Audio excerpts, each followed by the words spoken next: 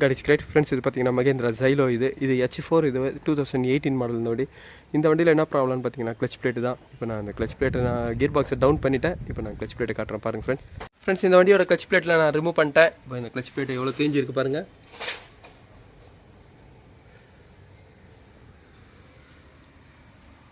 Friends, எப்போவுமே இந்த line இருக்கிற வரைக்கும் தான் அந்த கிளச் பிளேட்டை யூஸ் பண்ண முடியும். அதுக்கப்புறம் வந்து பார்த்திங்கன்னா அந்த லைன் உங்களுக்கு ஸ்லிப்பாக ஆரம்பிச்சிடும். அந்த ஃபேஸிங் வந்து ஸ்லிப் ஆகிடுச்சுனாவே அங்கே ஓவர் ஹீட்டிங் அதிகமாகும். கவர் அசம்பிள் பாருங்கள், நல்லா ஜாம் ஆகிட்டுருக்கு.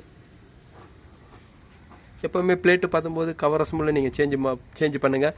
இதோட கவர் அசம்பிள் பாருங்கள்.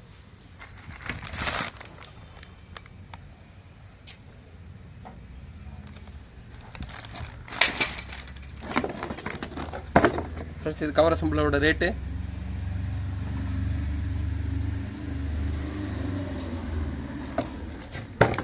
பிளேட்டு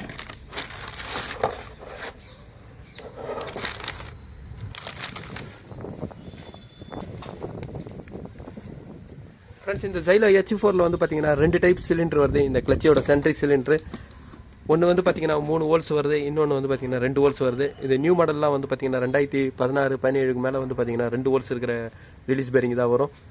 இப்போ அந்த ரிலீஸ் பேரிங் தான் இது.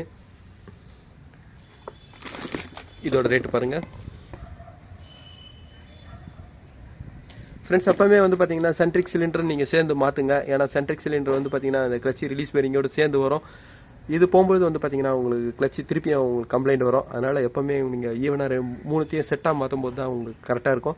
இப்போ நான் இதுக்கப்புறம் செட்டாக ஃபிட் பண்ணுறேன்.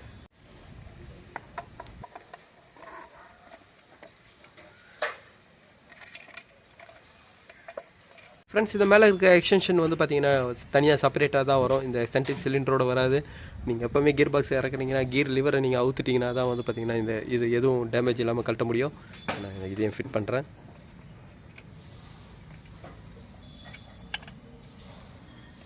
H4 clutch plate cover assemble நான் ஃபிட் பண்ணிட்டேன். இதுக்கப்புறம் நான் கியர் பாக்ஸை நான் லோட் பண்ணுறேன்.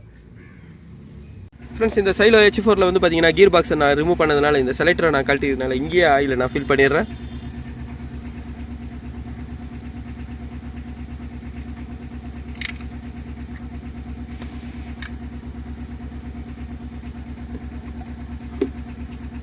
ஃப்ரெண்ட்ஸ், இந்த xyloட கிளச் ஒர்க்கை நான் முடிச்சிட்டேன். இந்த xylo 1 கிலோமீட்டர் வந்து பார்த்தீங்கன்னா 1,03,000 கிலோமீட்டர் ஓடி இருக்கு.